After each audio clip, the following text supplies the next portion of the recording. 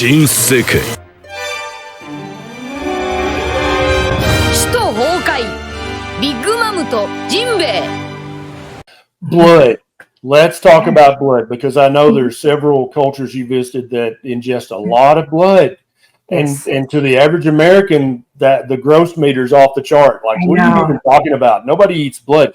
And so blood, in my opinion, is the most nutrient-dense superfood multivitamin on the planet, but it's gross. And in fact, some of the major religions have an ordinance. No, do not ingest blood. What's been your experience with that, and what do you think about ingesting blood? よく世界に伝えときな。平和を愛するつまらねえ庶民ども、海兵、世界政府、そして海賊どもよ。悪夢でも見てるのか。この世界の未来は決まった。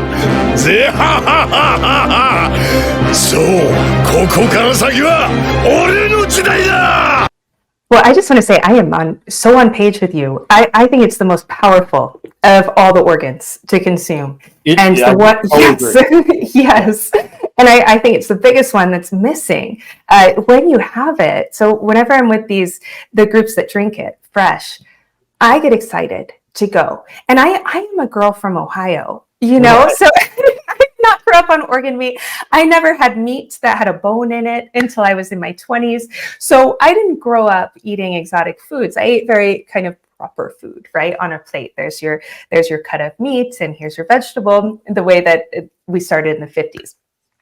So it was always a little difficult for me when I first started, but not anymore, because when I have a cup of of blood, I feel superhuman. I don't know what it is, but if we could bottle that, I would be so in. So many of the cultures will be high blood cultures. So many of the cultures that we consider carnivore really aren't doing high meat or high protein. They have meat and protein, but they're really higher in blood and dairy. That's really their primary.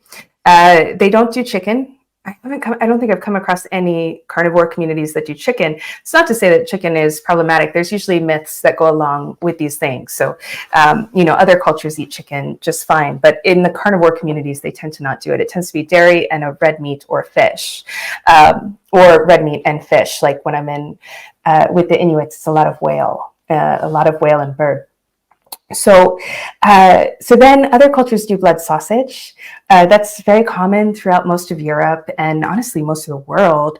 And if you go down the street in any European country, they're not going to think anything of blood sausage, right? That's just like oatmeal to them. It's just like so normal. And then a number of cultures like here, they do the blood pancakes, and others will process it. And in fact, so in the indigenous communities, the three worst enemies that I've seen, and it's been horrifically sad, what I've seen and shocking. It's been the church, the government, and the schools. Fourth, nonprofits do incredible harm unintentionally. It's well-meaning people. But the church has really changed the diet a lot. So here with the Sami, their primary food is reindeer. And they really need it. And everything is made out of reindeer. I have whole reindeer outfits, and they're amazing. Pants, hats, everything. It keeps you warm, and the food is very good for you. You have a lot of reindeer soup. Well, they have a law in Sweden. I don't know if it's here in Norway. I'll look. But in Sweden, there's a law that the Sami are no longer allowed to kill reindeer in their traditional way. So they have to use a stun gun. Now, when you use a stun gun, you lose all the organs of the head and you lose the blood. So you can't have the blood. And so they lose most of their traditional foods. They're a big blood culture. And so many of the traditional cultures have lost the ability to have what they normally would, based on laws and things like that. So yeah, blood is a major one. In Mongolia, for a long time, I was starting to think that they didn't do the blood until they did some slaughters, and they do. They drink it just like the Maasai. Yeah, definitely. Yes, it's a big food, and I think it would be one of the biggest ones. Like if someone was sick, I know there's a lot of focus with liver, but for me, the things that I see the most improvement with are blood and thymus. Thymus gland is amazing. Maybe followed by kidney if there's histamine issues, but it's very individual. I love it. Mary, as we wrap up, I try to always make nutrition's simple. So let's imagine there's somebody who's tuned in and watching this, and they've been thoroughly grossed out by this entire conversation. I know, I'm sorry. But they're currently eating a standard Western diet, and they feel like crap. They're obese. They got type 2 diabetes, fatty liver, skin issues, gut issues, joint issues. Yeah. Walk this person through step 1, 2, 3. What are the beginning changes they should make in their diet as they start to eliminate some things, add other things? How would you just walk this person through the first few steps of adopting a proper human diet?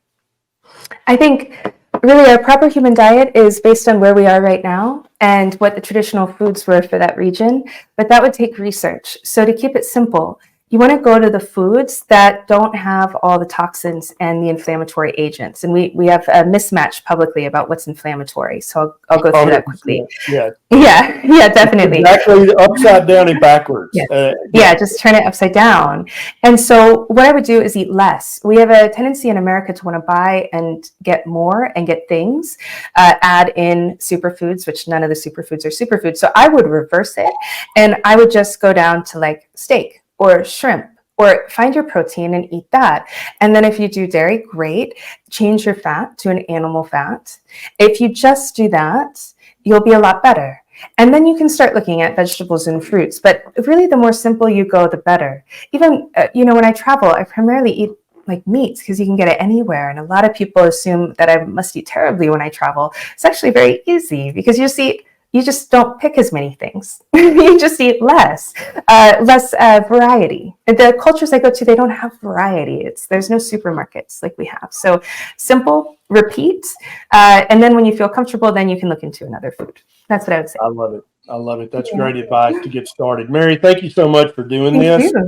Where can people find you if they were fascinated by this conversation and want to learn more? Oh, thank you. So I have a dysautonomia program. It's what I was sick with, and that's at enableyourhealing.com in a practitioner training. Everything else can be found on maryruddick.com. We're doing updates, so it might be dead right now. It'll be up in a day or two if it is. And of course, Instagram for Mary Ruddick or YouTube too, under my name. So very easy to find me. I love it. And I need you to get on Twitter more often and help me fight the vegans and the plant-based people, please. That's just my. I'm never on Twitter. I will come to you, that, please.